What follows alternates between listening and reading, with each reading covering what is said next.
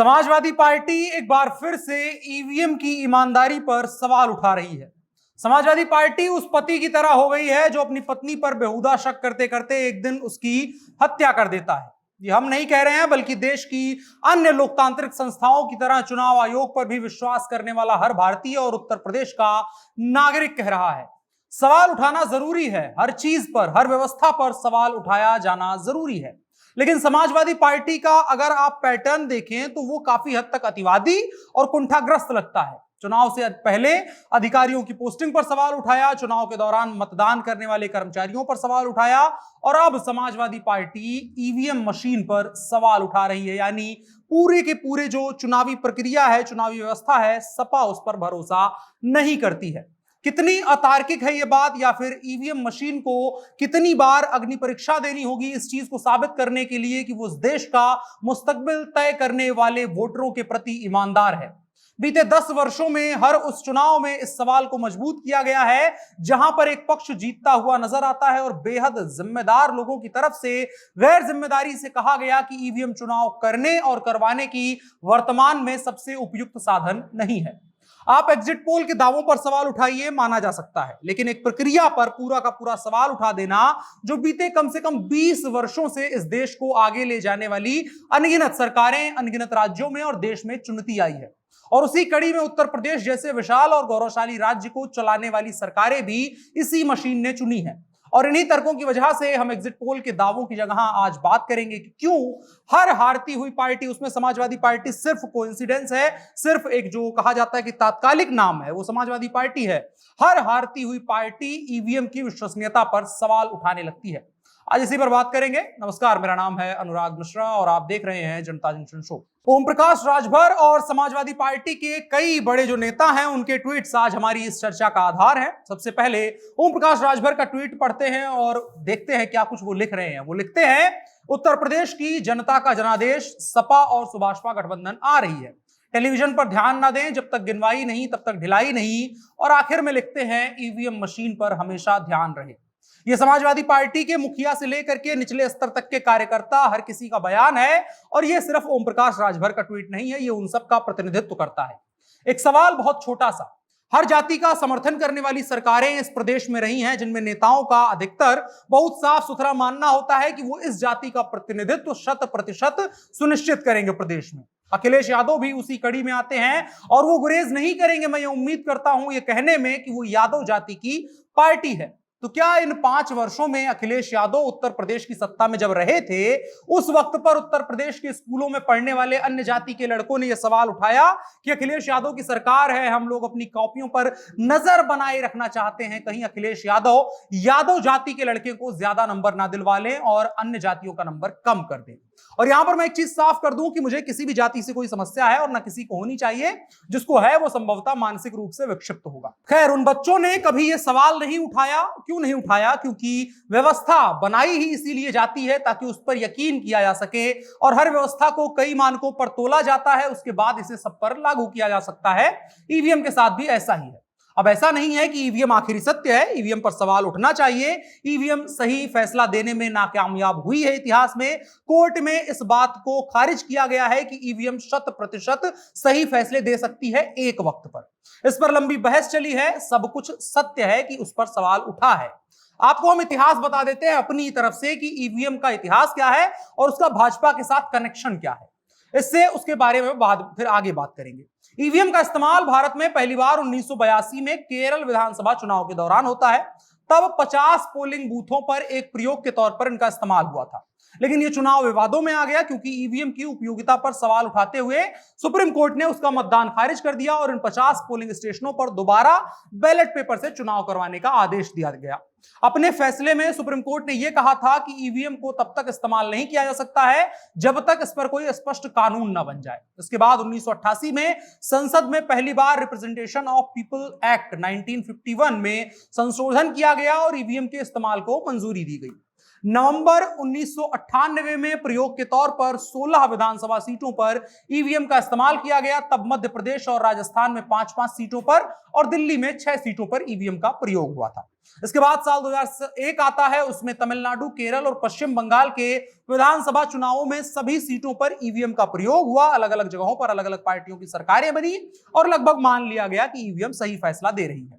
उसके बाद 2004 के लोकसभा चुनाव में पहली बार पूरे देश ने ईवीएम के जरिए अपनी सरकार चुनी। 2004 से लेकर के अब तक हर विधानसभा और लोकसभा के चुनाव में वोटिंग ईवीएम के जरिए होती है।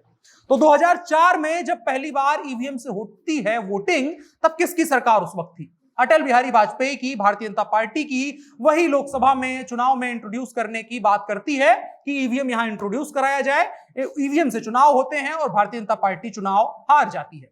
5 साल तक और उसके पहले भी 1.5 साल से अटल बिहारी वाजपेयी सत्ता में रहते हैं। जाहिर था उस वक्त पर भी जब कहा गया होगा कि ईवीएम से चुनाव होंगे तो अटल बिहारी वाजपेयी के ऊपर भी सवाल ऐसे ही उठे होंगे और उसके साथ साथ विपक्षी पार्टियों ने ईवीएम की ईमानदारी पर भी सवाल उठाए होंगे और उठाए गए थे। लेकिन जानते हैं वो सारे सवाल कब गायब हो गए? वो सवाल तब गायब हो गए जब भारतीय जनता पार्टी चुनाव हार जाती है। उसके बाद ईवीएम पूरी तरह से ईमानदार हो गई, क्योंकि अटल बिहारी वाजपेयी की सरकार चली गई थी, मनमोहन सिंह की सरकार आ गई थी।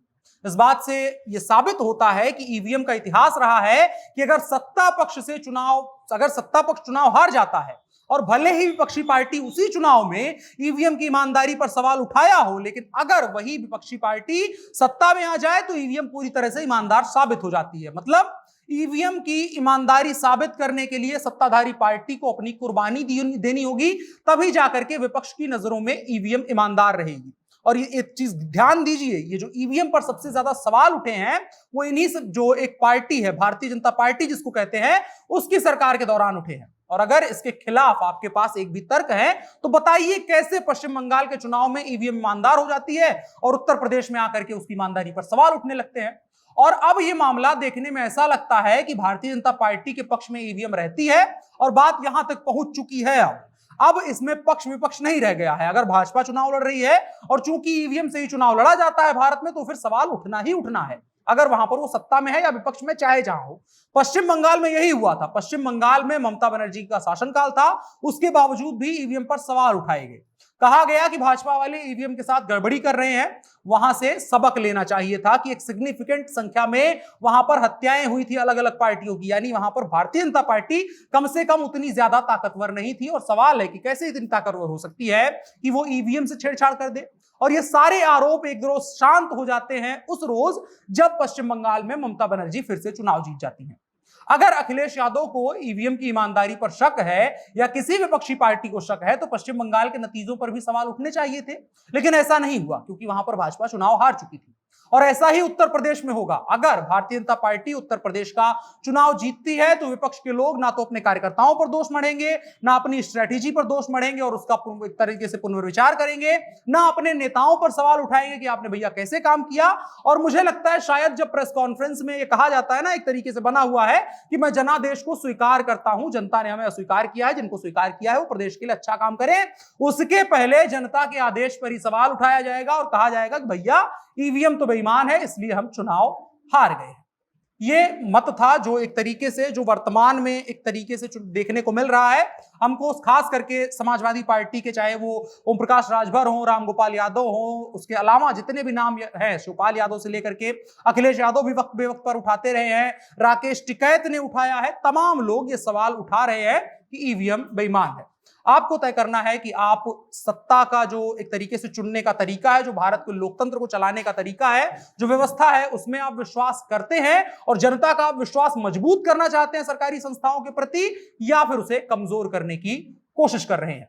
आपको क्या लगता है कमेंट बॉक्स में जरूर बताएं और साथ ही साथ इस वीडियो को साझा करें ताकि लोगों तक बात पहुंचे। बड़ी खबर में इतना ही। अब बढ़े चलते हैं कार्यक्रम के अगले हिस्से की तरफ, जो है इन शॉर्ट। चुनावी रणनीतिकार प्रशांत किशोर और पश्चिम बंगाल की मुख्यमंत्री ममता बनर्जी के बीच जो मतभेद की अटकलें हैं उन पर आज लगभग विराम लग गया है। दरअसल टीएमसी की विस्तारित राज्य समिति की बैठक में ममता बनर्जी के साथ प्रशांत किशोर भी मौजूद नजर आए। हालांकि दूर दूर बैठे थे, लेकिन यह माना जा रहा है कि अगर प्रशांत किशोर एक जो ममता बनर्जी का एक तरीके से एस्पिरेशन है, जो अपने आप को फैलाने की कोशिश कर रही है अपनी पार्टी को, उसमें अगर प्रशांत किशोर मदद कर रहे हैं तो उम्मीद की जा रही है कि ममता बनर्जी और प्रशांत किशोर के बीच लगभग सब कुछ ठीक हो गया है। इसके अलावा एक और खबर, रेलवे भर्ती बोर्ड की बेहद महत्वपूर्ण परीक्षा, जो भर्ती परीक्षा है आरआरबी एनटीपीसी के परिणाम इसी महीने जारी होने की घोषणा हो गई है। कई अखबार में यह लिखा गया है कि रेलवे बोर्ड के कई अधिकारियों ने इस बात को बताया है। अधिकारियों ने कहा है कि बोर्ड उम्मीदवारों की सभी मांगों को मान चुका है। आरआरबी एनटीपीसी का परिणाम पहले 15 जनवरी 2022 को जारी किया गया था, लेकिन परिणामों में बहुत बवाल था, बहुत गड़बड़ियां थी। उसके बाद उम्मीदवारों में जबरदस्त रोष देखने को मिला है बिहार, उत्तर प्रदेश में। उसके बाद कई जगहों पर हिंसक प्रदर्शन हुए थे। उसके बाद रेल मंत्री के हस्तक्षेप के बाद उस परिणाम को निरस्त कर दिया गया। एक उच्च स्तरीय जांच और समाधान समिति गठित की गई और उसके बाद अब यह फैसला होने जा रहा है कि इस महीने नया रिजल्ट आ जाएगा। इसके अलावा एक और खबर, यूक्रेन पर हमले से गुस्साए अमेरिका और यूरोपीय देश रूस से तेल के आयात पर पाबंदियां लगाने पर विचार कर सकते हैं। इसे लेकर के रूस ने चेतावनी दी है कि यदि ऐसा हुआ तो कच्चे तेल यानी जो क्रूड ऑयल होता है उसके दाम $300 प्रति बैरल पहुंच जाएंगे। इसका मतलब है कि भारत समेत दुनिया भर में पेट्रोल के दाम दोगुने बढ़ जाएंगे। ये अभी तक आशंका जारी की गई है। अमेरिकी विदेश मंत्री एंटनी ब्लिंकन ने कहा है कि वॉशिंगटन और यूरोपीय सहयोगी देश रूस से तेल आयात करने पर प्रतिबंध लगाने का विचार कर रहे हैं। उनके इस बयान के बाद कल तेल की कीमतें 2008 के बाद अपने उच्चतम स्तर पर पहुंच गई थी। तो यह इशारा है कि आगे आने वाला भविष्य कैसा हो सकता है। इसके अलावा एक और खबर, विवेक अग्निहोत्री की फिल्म द कश्मीर फाइल्स जो 11 मार्च को आ रही है, उसके ट्रेलर आने के बाद से काफी चर्चाएं बनी हुई है। फिल्म कश्मीरी पंडितों के संघर्ष को दिखाने की एक कोशिश है। जब एक फैन ने विवेक अग्निहोत्री से कहा कि आपको अपनी film the Kapil Sharma show पर प्रमोट करना चाहिए, तो उन्होंने जवाब में लिखा कि कपिल शर्मा के शो पर कौन आ सकता है, इस बात का फैसला मैं नहीं करता हूं। इसके बाद मामला बढ़ता चला गया। इसके अलावा विवेक ने एक और जगह लिखा था कि सेलिब्रिटीज नहीं है हमारी फिल्म में, बड़े बड़े, इसलिए हमारी फिल्म जो है वहां पर कपिल शर्मा के शो में प्रमोट नहीं हो सकती है। हालांकि इसकी तरफ से कपिल शर्मा शो या जो सोनी का टीम है उसकी तरफ से कोई जवाब नहीं आया है। इन शॉर्ट्स में इतना ही। अब बढ़ चलते हैं कार्यक्रम के अगले हिस्से की तरफ, जो है आज का कानून। सुप्रीम कोर्ट में मतगणना को लेकर के एक याचिका दायर की गई है। इस याचिका में मतगणना की शुरुआत में ही वीवीपैट पर्चियों के मिलान की बात की गई है।